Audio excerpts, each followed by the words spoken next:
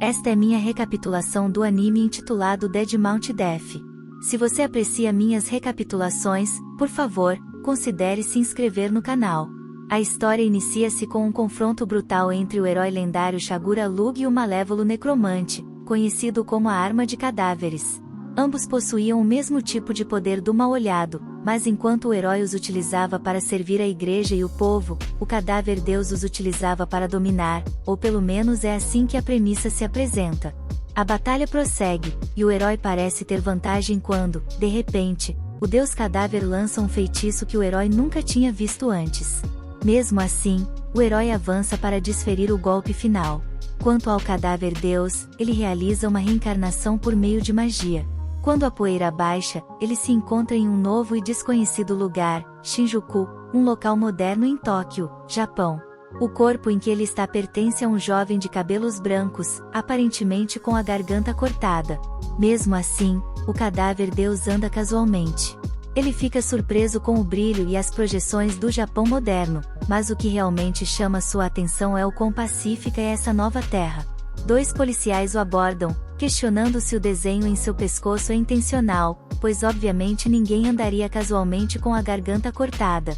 Inicialmente com dificuldade para falar, o cadáver deus, agora conhecido como Pashi no Yama, responde em japonês após a fusão de sua consciência com o cérebro do novo corpo. Enquanto ele recupera memórias, uma garota chamada Misaki aparece do nada, derruba o policial e leva o garoto de volta ao beco. Parece alegre e contente por estar viva. O cadáver deus agradece pela preocupação, mas ela se prepara para matá-lo, revelando que foi ela quem matou o antigo dono do corpo. As memórias do encontro anterior surgem em sua mente, e ele foge, com Misaki em perseguição. Descobrindo que alguém quer o garoto morto, ela parece estar desfrutando do trabalho que realiza. O cadáver deus se esconde em um local abandonado, percebendo que o novo corpo não tem muita resistência, e o mesmo pode ser dito sobre o poder mágico, incapaz de curar a ferida. Miki logo chega. Mas ele mal consegue escapar de suas garras novamente e entra em uma sala intrigante onde um membro da Yakuza faz as pessoas desaparecerem. Ela informa a ele que há fantasmas assombrando este lugar, e ele utiliza sua mentira astuta para confirmar isso de fato. Graças ao fantasma, ele pode agora empregar seus poderes. Ele empala e mata Misaki quase instantaneamente. De volta a outro mundo, todos se alegram agora que o deus cadáver não está mais presente, mas o próprio herói não tem muita certeza quanto ao cadáver deus. Ele recorda seus primeiros dias quando foi vendido ao Império e lutou nos campos de batalha como um necromante, até o Império cair e ele começar a procurar um lugar para morar tranquilamente. Cansado de tudo, finalmente, um protagonista identificável surge, e ele eventualmente conheceu 5 jovens, morando pacificamente com eles. Contudo, um dia, soldados mataram as crianças, acreditando que estavam salvando-as do necromante. Isso levou o cadáver deus a buscar vingança. Com o tempo, percebeu que era incapaz de morrer naturalmente, alguém precisava matá-lo. Quando o herói fez isso, ele conseguiu realizar a reencarnação mágica e voltar ao presente. Percebe que Misaki está morta, levando um momento para entender que não existe magia de cura ou poções de recuperação neste mundo. Antes de avançarmos um pouco sobre Mizi, ela teve a família morta por um ritme, mas acabou tornando-se uma também, movida pelo propósito de vingança. Sim, ela conseguiu vingar sua família, matando o ritme responsável. Por diversão, assumiu também o trabalho de matar um garoto aparentemente inocente. Sim, isso é Pá. Ela o matou e estava prestes a pular de um teto para acabar com ela também, mas é nesse momento que lhe disseram que Pá ainda está vivo.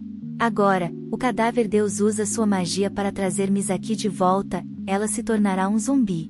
No entanto, outros membros da agência que contratou Misa também aparecem. Eles planejam se livrar dela e tomar medidas sobre Pá.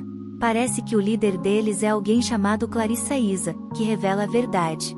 No entanto, quando ela menciona como um berçário próximo pegou fogo, ele sai da conversa e age, usando sua magia para libertá-los das mãos esqueléticas que salvam as crianças. Essa cena é então amplamente compartilhada em todas as mídias sociais.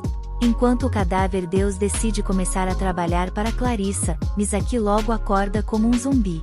Depois do choque inicial, a história se concentra em Tomi e Misaki ajudando o cadáver Deus a se mudar para seu novo lugar. Embora tenham tentado matá-lo anteriormente, agora todos estão em boas condições. Clarissa deu-lhe muitos presentes, incluindo livros sobre a Terra e a sociedade moderna. O cadáver Deus especula e percebe que deve haver uma conexão entre este mundo e o anterior. É por isso que o cliente que encarregou a agência de Clarissa de matar Pa deve saber algo. Clarissa jurou manter segredo, mas está a caminho de descobrir mais sobre o cliente que quer que ele morra. Mais tarde, alguém aparece pedindo ajuda à agência, mas se revela uma emboscada. Quando Misaki é encurralada e atacada por vários homens, ela consegue derrotá-los todos. No entanto, um deles atira nela quando ela baixa a guarda. Obviamente, por ser um zumbi, ela revive, já que ninguém espera que um humano vença o reaparecimento. Os policiais ficam chocados com isso, e o cadáver Deus também entra na situação. Ele percebe almas de crianças assombrando o homem e fica visivelmente irritado, pois o homem usa suas mãos esqueléticas para deformar os corpos em um nó humano, sem piedade alguma. Aqueles que conseguem escapar também são mortos por outro misterioso encrenqueiro chamado Lemmings. Em seguida, Kumi se pergunta sobre os valores do cadáver Deus, pois ele não parece tão mal para eles. Junto com Mizuki, os três se preparam para alguma pizza, conversando sobre Mizuki ser um zumbi. O cadáver Deus menciona que este mundo e o seu estão definitivamente conectados. Em outro lugar, Clarissa está se divertindo tarde da noite com as meninas quando recebe uma ligação de um cliente, a pessoa que a encarregou de matar Pa. Ela conta ao cliente exatamente que Pa não é um mero estudante do ensino médio que parecia ser, e é por isso que o relacionamento comercial está em espera. O cliente parece bastante insatisfeito com esse desenvolvimento. A polícia eventualmente chega ao local da emboscada para investigar os relatos de tiros. Felizmente, Lemmings dá um soco e quebra o nó humano antecipadamente para poupar todos do PTSD. Imagino que isso seria definitivamente marcante para o resto da minha vida. Clarissa também administra um bar com a sua agência, e parece haver algum tipo de comoção. Um homem não tinha ideia de que uma cerveja custaria 60 mil ienes, e agora está à mercê de 3 bunsers, mas ele os derruba facilmente. Enquanto isso, dentro do bar, um cara chamado Subaki conversa com o barman. Ele quer saber mais sobre o incêndio que ocorreu e é por isso que veio ver Clarissa. No entanto, ela não está presente, e ele mal pode esperar, pois há outro chamado para o dever. Ele vai para o local junto com outro cara e testemunha o nó humano. Seguindo isso, Subaki, que é na verdade o gerente da equipe de comunicação 3, começa a conversar sobre os encrenqueiros.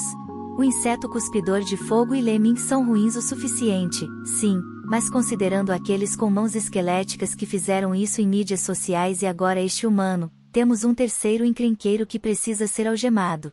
O Green Reaper, ou devo dizer nosso pequeno cadáver Deus, não importa quem seja, Subaki sabe com certeza que, como esses encrenqueiros são humanos, ele e sua equipe podem lidar com eles.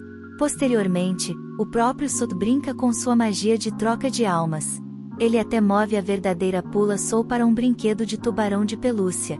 Sim, o Pa real ainda é relevante. Quando Mizuki entra na sala, ela não consegue evitar abraçar o tubarão fofo. Ela não sabia que era o verdadeiro Pa. De volta ao assunto importante, o cadáver Deus fala sobre como eles podem usar monastones, basicamente joias, para conseguir magia suficiente. Mas quando vão vê-las em uma joalheria, o cadáver fica realmente com lágrimas nos olhos, pois os preços são nada menos que uma loucura. De volta de onde ele veio, até uma criança poderia comprar uma pedra de mana. Lembre-se do cara que venceu aqueles 3 seguranças sem sentido? Ele é o detetive Aras e causa problemas para nossa gangue ao roubar o drone de Tomi, que estava no ar. Lembre-se de que Tomi opera em seu computador no quarto. O cadáver Deus casualmente arrebata o drone de volta e também defende seu amigo Zumi quando Aras o insulta abertamente. Mizuki o manda voando com um chute, e eles saem de cena. No bar, Subaki aparece novamente, desta vez falando com Clarissa e perguntando sobre todas essas coisas sobrenaturais misteriosas.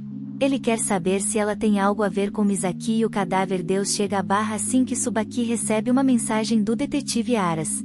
Ele percebe imediatamente que a descrição dada a ele por Aras corresponde àqueles dos 2 que acabaram de entrar no bar. Aras também aparece e vai interrogar Misaki e Arazi. Quando as luzes se apagam, o cadáver Deus percebe algo no teto.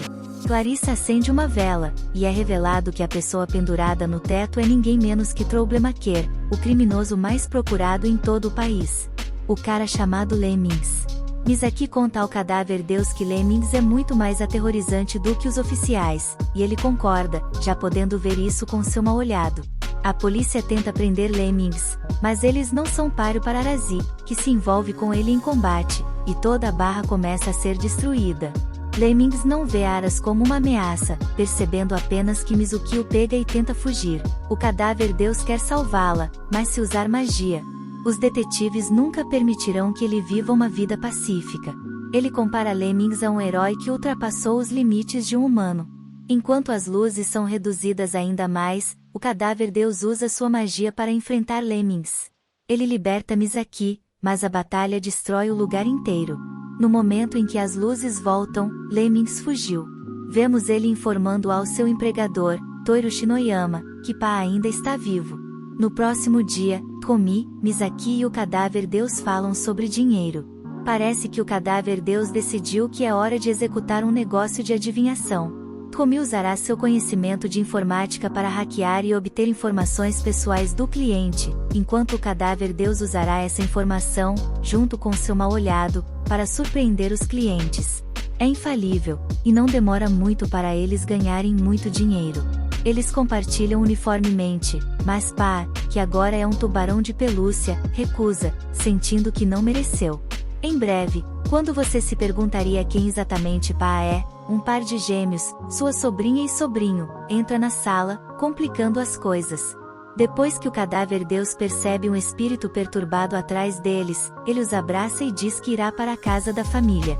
É revelado que Pa é o segundo filho do clã Shinoyama, e seu pai morrerá em breve. Eles estão tentando matá-lo para garantir que ele não receba sua parte na herança. Vemos então o pai de P sorrindo com a notícia de que seu filho está vivo. O cadáver Deus vai para a propriedade Shinoyama junto com Misaki, os gêmeos os recebem dentro do Takiro. Shinoyama também está presente, todos comem juntos. Takiro Shinoyama é o filho mais velho do irmão de Pa, e como Tomi disse ao deus cadáver antes, ele não é tão sombrio quanto parece. Ele é responsável pelo trabalho sujo do clã. Takiro tem outros 4 irmãos, incluindo os gêmeos, mas sua irmã, Suzuka, infelizmente está morta. Todos eles conversam durante o almoço, e Mizuki se comunica surpreendentemente bem, já que o cadáver recebeu anotações.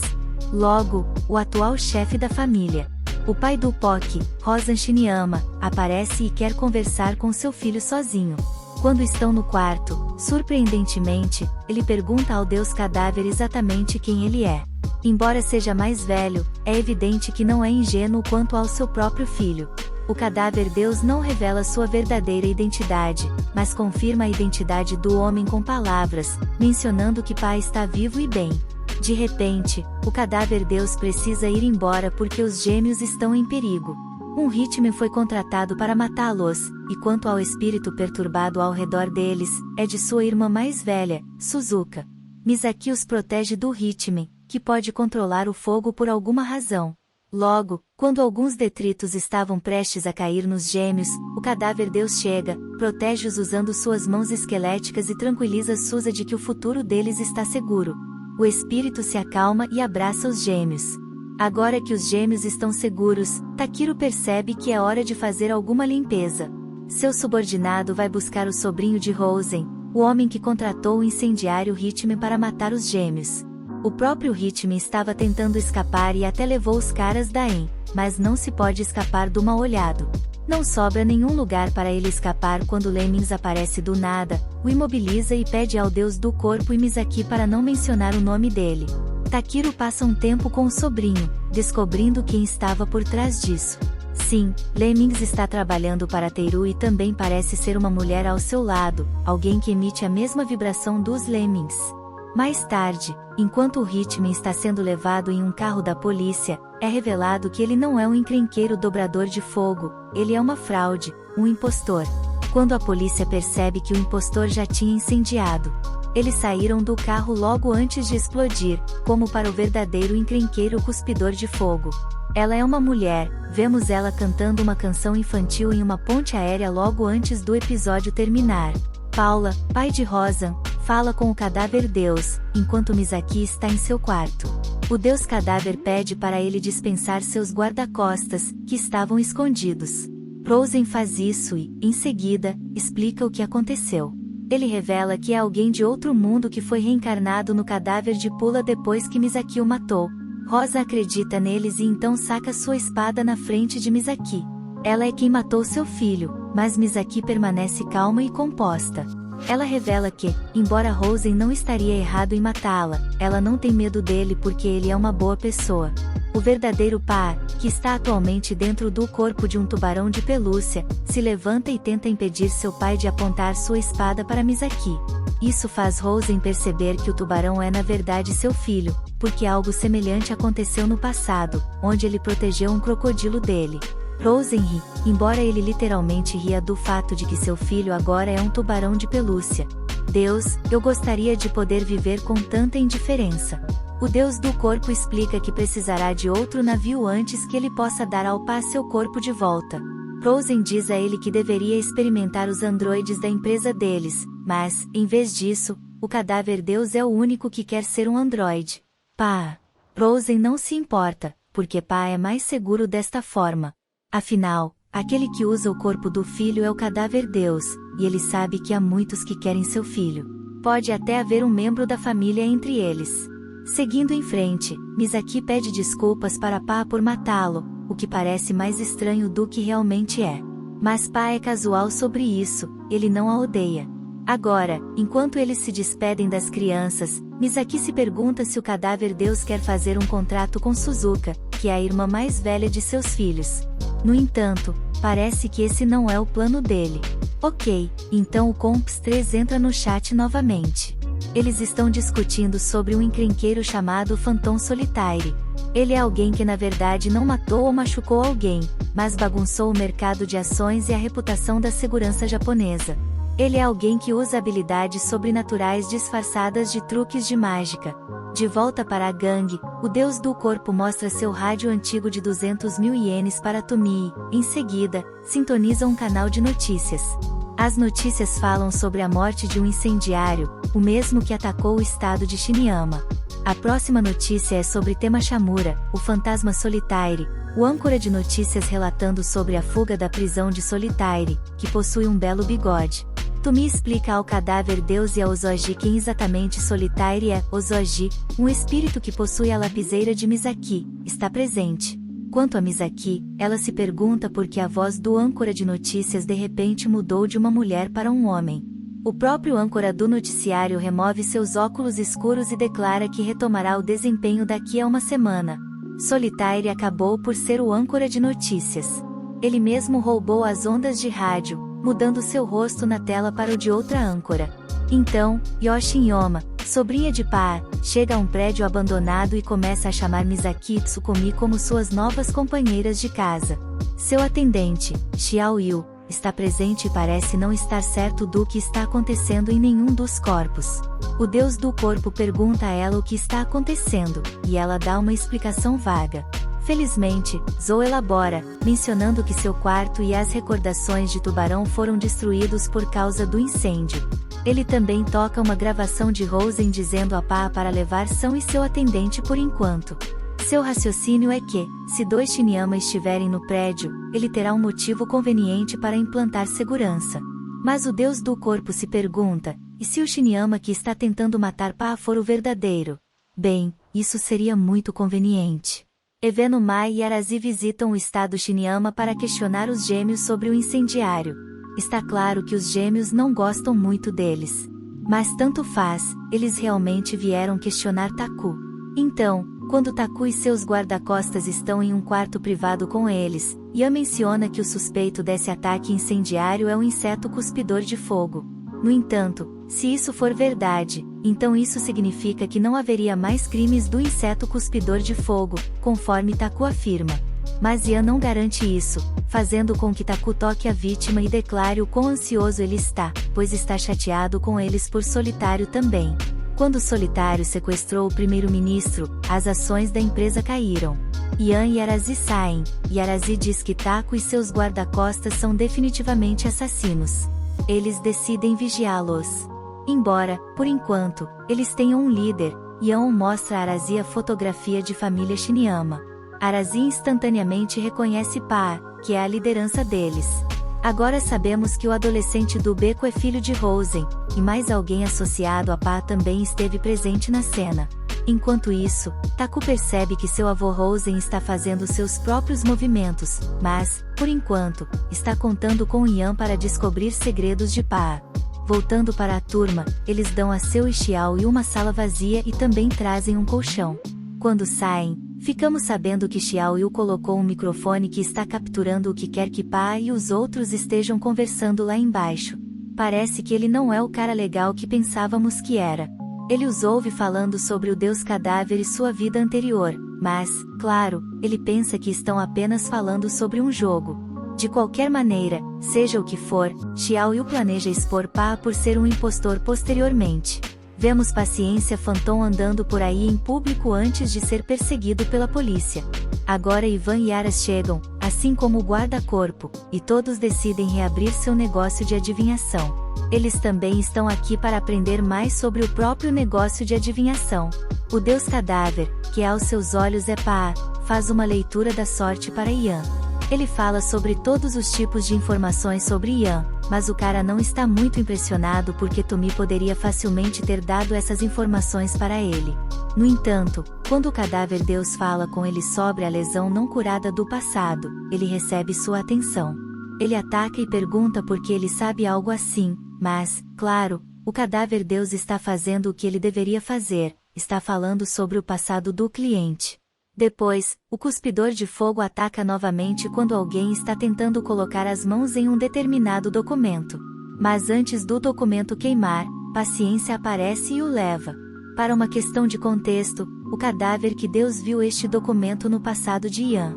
Ian vai para o bar para falar com Clarissa. Ele quer saber sobre a conexão dela com Pa. Xiao Yu está ouvindo a conversa deles. No entanto, Clarissa é facilmente capaz de se esquivar. Ela afirma que tudo o que ela fez é alugar um prédio para ele, e está fazendo networking com alguém do grupo Shoyama. Quanto à nossa gangue, Ozoji, o espírito na caneta, revela que ele costumava ser superior de Ivan. O mundo é um lugar pequeno, na verdade. Mas ele acusa o Cadáver Deus e os outros de quererem dinheiro se quiserem saber mais. Solitário, por outro lado, discute o símbolo desenhado no documento com alguém no centro de detenção de Tóquio. Quanto ao símbolo no dia da performance solitária, o Cadáver Deus vê em um dirigível pela manhã e fica atordoado. É um emblema dos decaídos império de seu velho mundo. Ian e Aras percebem que este símbolo, o caso Solitário e o caso Ozoji estão todos conectados. O próprio Solitário está lendo casualmente um mangá em cima do dirigível, sem se importar com o mundo. Quando ele acaba sendo atingido por um atirador, o atirador também fica surpreso que conseguiram acertá-lo. Mas acontece que era apenas um manequim. O verdadeiro Solitário está no noticiário falando sobre como a polícia tentou tirar sua vida e como é por causa do símbolo no dirigível. Então, qual é a conspiração aqui? Essa é a pergunta que ele faz a todos pela TV. Se alguém puder dar-lhe uma resposta, ele dará a eles 300 milhões de ienes. Agora, o Seu acaba ouvindo-os falar sobre o outro império e reencarnação. Então, ela pergunta o que está acontecendo e, em resposta, o Cadáver Deus apenas conta a ela tudo, e ela acredita nele. Na verdade, ela pega o verdadeiro Pa e vai para o banheiro. Lembrem-se, galera, essa garota adora tubarões e quer ser um. Misaki acaba também se juntando a ela no banho. Ela mexe com ela, dizendo que ela é aquela que matou Pa, mas Seu não se importa. Ela sabe que Pa deve ter perdoado e, depois de tudo isso, temos uma cena de fanservice. Aprendemos que o motivo pelo qual Pa foi abençoado com uma cena de Seu e Misaki tomando banho é porque Seu quer trocar de corpo com ele. Ela literalmente só quer ser um tubarão de pelúcia. Claro que nosso pequeno Pa está corando, então é difícil dizer se o tubarão azul de pelúcia também está ficando vermelho. Movendo-se sobre o Cadáver Deus, ele não quer que mais ninguém contamine o emblema, então ele decide conhecer o fantasma solitário. Com isso, Solitário é informado sobre a adivinhação de Tommy.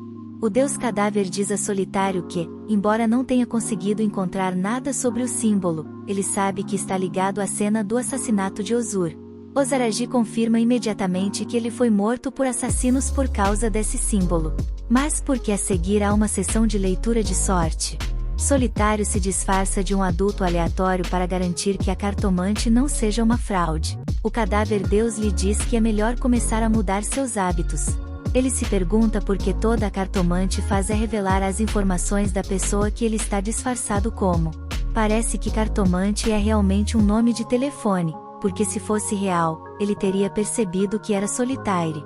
De qualquer forma, ele ainda pergunta sobre o símbolo e por algum motivo, o cadáver deus o entrega e diz que ele é o verdadeiro negócio. Ele responde desenhando o símbolo correto.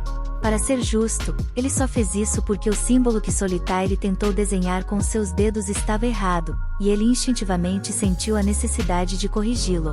Solitário decide partir por enquanto. O cadáver deus o surpreende novamente ao falar sobre o espírito de uma garota em uma cadeira de rodas atrás dele. Ele afirma que pode ajudá-la a passar. Mas Solitária se desculpa depois de dizer que ela deve ser seu espírito guardião.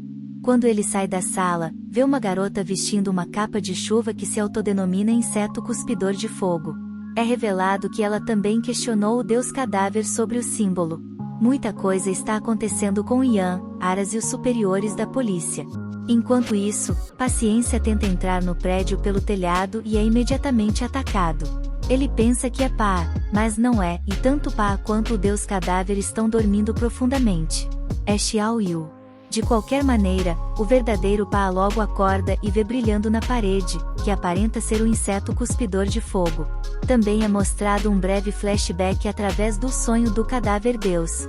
Ele queria salvar o Império da Queda, chegou a perguntar ao seu lindo mestre sobre isso, mas no final, não conseguiu fazer nada e foi rotulado como inimigo do Império, perdendo tudo. Pá acorda o cadáver deus para mostrar a escrita na parede, dizendo que o mundo é um programa com bugs. Ele questiona se é um cupim ou um pássaro comendo o bug. Em seguida, recebe uma ligação de um número desconhecido, perguntando se Pá também é um filho bastardo de Saara, o que deixa o Corpus God surpreso com o quanto esse indivíduo sabe. Enquanto isso, Solitário e Xiao Yu estão no meio de uma batalha impressionante. Xiao Yu planeja interrogá-lo depois de derrotá-lo, mas Paciência lembra que são 3 horas da manhã e que Xiao Yu já deveria estar dormindo. Surpreendentemente, Xiao Yu revela que tem 19 anos, surpreendendo tanto o velho Solitário quanto os espectadores que assistem por trás da tela. A batalha é observada por alguém que relata a Thor, e também há Lynx observando de outro telhado. A garota do inseto cuspidor de fogo, com uma capa de chuva, parece estar conversando com o homem no telefone, aquele que perguntou se ele é o filho bastardo de Saara. Isso leva o cadáver deus a usar seus olhos para explorar a área, desejando conhecer a localização do chamador. Voltando à luta, Xiao Yu se pergunta sobre o relacionamento de Solitário com Pá e, por curiosidade, questiona se Solitário estava envolvido na morte de Ozur Roi. Mas certo. Enquanto ele mergulha em direção a Solitário, Lemmings pousa entre eles, enfrentando Paciência, dando a Xiao Yu a oportunidade de atacar. No entanto, ele ignora isso, recusando-se a machucar Xiao Yu, conforme afirmado por Taku. Em vez disso, ele vai atrás de Paciência na rua. 2 policiais abordam a garota de capa de chuva, questionando o que ela está fazendo, gerando suspeitas. A garota encerra a ligação abruptamente, irritando o cadáver deus. O chamador e a garota estão provocando-o para ativar seus poderes, embora invisíveis para os outros, ainda possam ser sentidos. A garota alega que estava procurando por seu cachorro, mas o cadáver deus, ciente de que não há cães por perto, rastreia-os.